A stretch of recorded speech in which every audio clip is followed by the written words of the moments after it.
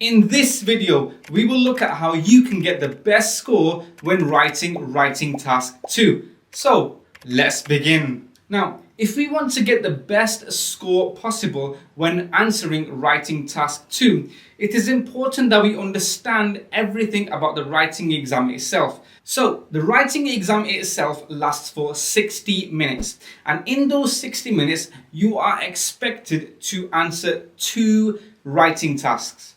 Writing Task 1 and Writing Task 2.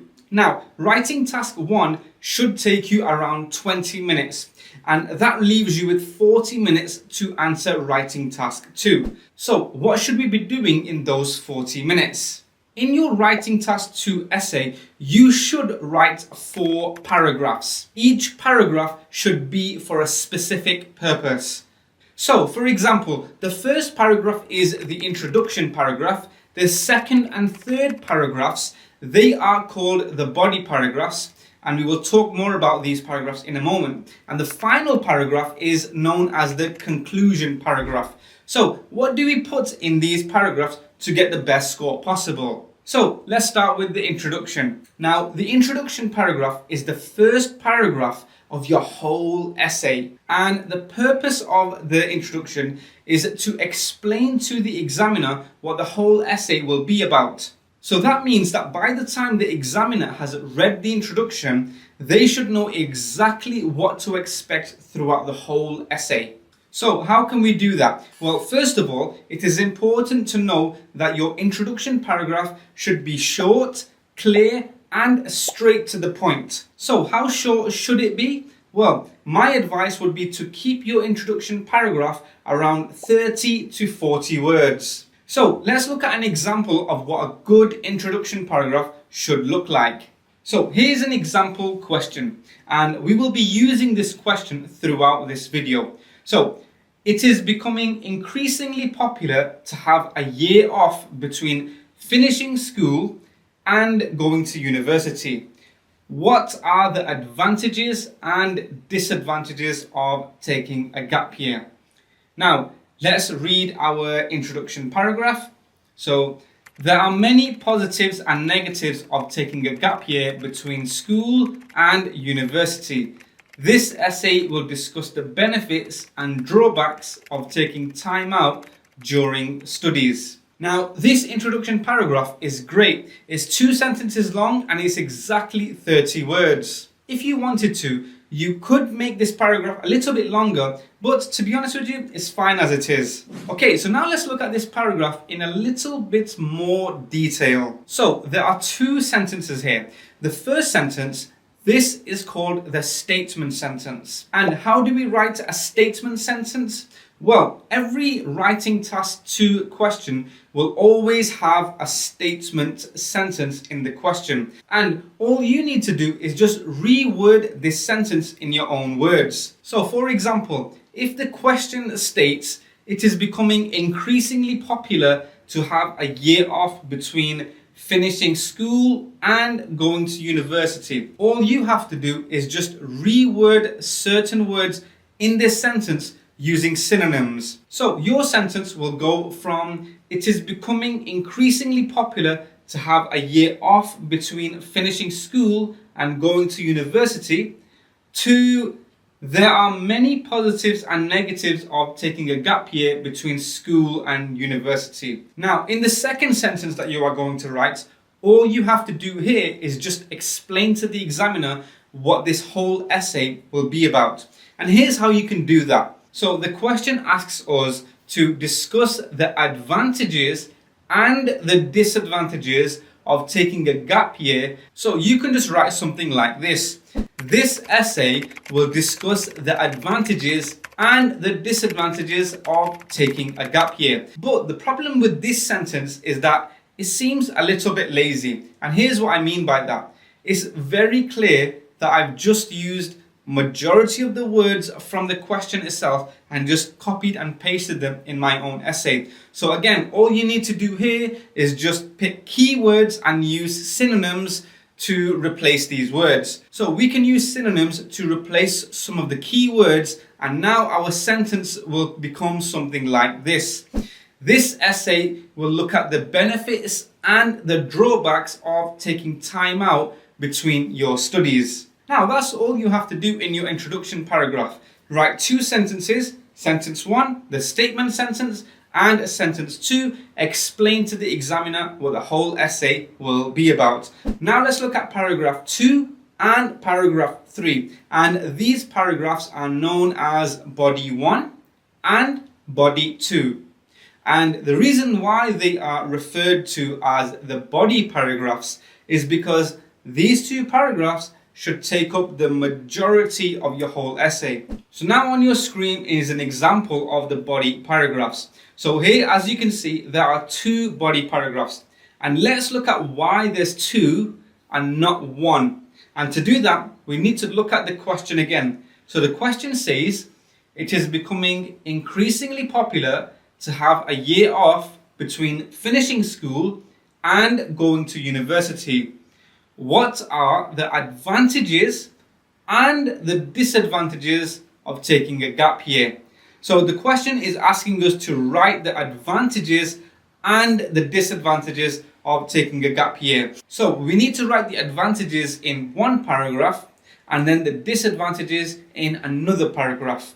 You don't want to mix things up because then your essay will lack structure and you will lose marks for that. So remember, keep one paragraph for the advantages and another paragraph for the disadvantages. Now, I'm not going to explain how to write these paragraphs in this video, but maybe I will explain that in another video. So if that's something that you're interested in, just leave a comment below. Okay, so now let's go back to the topic and look at the next paragraph. And this is the final paragraph of the essay, and this is called the conclusion. So what is the purpose of the conclusion? Well, the purpose of the conclusion is to conclude or to finish off the whole essay. And you want to do this in as less words as possible. So just like the introduction paragraph, the conclusion should be short and straight to the point. Now let's look at an example of what a good conclusion looks like. So on your screen, you can see the question, and let's read the conclusion together.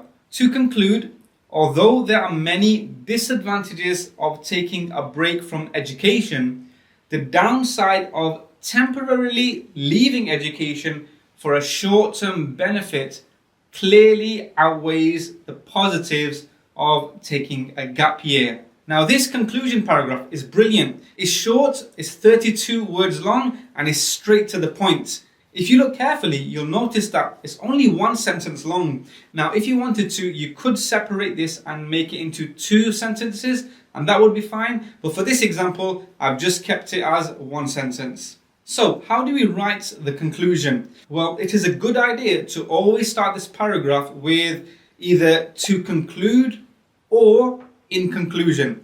And the reason why you want to do this is because when the examiner reads this, they will automatically know that they are in the final paragraph. So here it shows that you are confident and you are guiding the examiner throughout the whole essay. If, for example, you do not include these words and we randomly just reach the end of the essay, the examiner might think, wait a minute, this person lacks structure. And again, you will lose marks if you lack structure. So always try to start this paragraph off with to conclude or in conclusion. So once you've written to conclude, what do you do next? Well, what you should do is pick out key points from your body paragraphs and you can talk about them here. You do not want to add new information in the conclusion. So if you look at my example, I just mentioned that the disadvantages are more than the advantages. And if you want to, you can give an example of one of these advantages or disadvantages from your essay.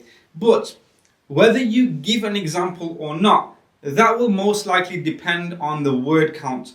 So for example, if you have written a large number of words in your first 3 paragraphs, you don't want to make your conclusion paragraph long as well. So therefore, try not to add an example. However, if you think that you are under the word count and you think that adding an example will up your word count, then in that case you should try to add an example. But again, make sure your example is only from the body paragraphs and is not anything new. So to summarize, keep your conclusion short, clear, straight to the point, and start with either to conclude or in conclusion, and then just finalize the whole essay. Okay, now the next way we can improve our score in the writing task 2 question is by sticking to the word count. So I've talked about the word count briefly throughout this video, but let's make things a little bit more clear. So what is the word count for writing task 2? Well, the question will always ask you to write at least 250 words. So that tells us straight away that our word count should be a minimum of 250 words. But what's the maximum? Is it 1,000? Is it 5,000? Is it that the more words you write, the higher marks you will get? Well, not quite. So you should aim to write 250 words to a buffer of 10%. That basically means write 250 words to 275 words. So that's a 25 word margin, and that's what we meant by the 10%. Now, if you do go over slightly over the 275, that's fine, don't worry. This is just a guide to help you keep on track. But try your best not to write less than 250 words, because again, you will lose marks. Okay, so now that we know what word limit we should aim for, let's break this down. Well, we should aim to write anywhere between 30 and 35 words for the introduction and the same for the conclusion. So that takes us to a word limit of 60 to 70 words. Now that leaves us with another 200 words left to write. So we can split these 200 words in 2 ways. So one, and this would be straightforward, just write 100 words for paragraph 2 and another 100 words for paragraph 3. But there's another way, and this is the way that I recommend. So when you are writing your essay and there are more disadvantages than there are advantages, then you should show that in your writing. And that means you should write more in the disadvantages paragraph than you should in the advantages paragraph. So for example, your whole essay should look something like this. So on your screen you can see it here. The introduction should be around 30 to 35 words.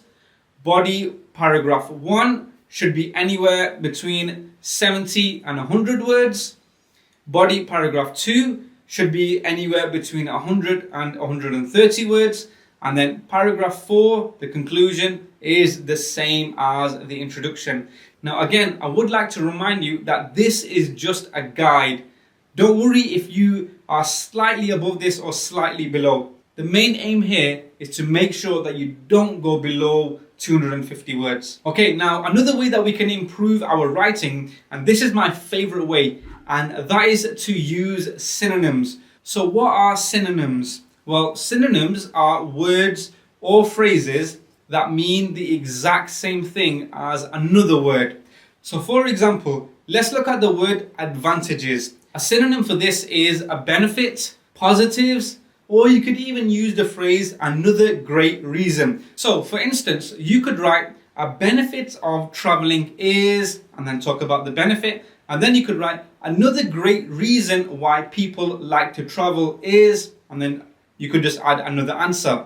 Now, if these tips did help you out, make sure you hit that subscribe button and hit the like button. It really helps me out a lot. And also, this way, YouTube will share this video to more people who are just like you and preparing for the IELTS exam. Now, make sure you hit the subscribe button and follow me on Instagram, and I will see you in the next video. Bye-bye.